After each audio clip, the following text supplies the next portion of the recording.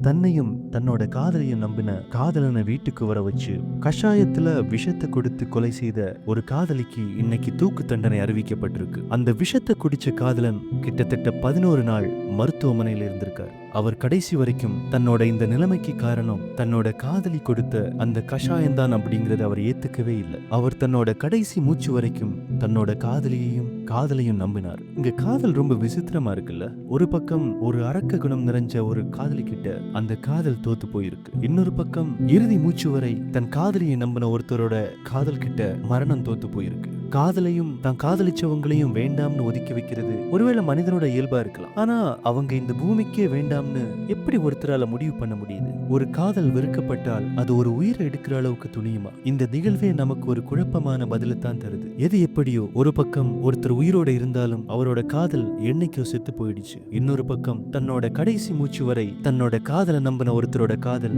அவர் இந்த பூமியை விட்டு போனதுக்கு அப்புறமும் வாழ்ந்துட்டு இருக்கு. குட் நைட் பை யாரோ.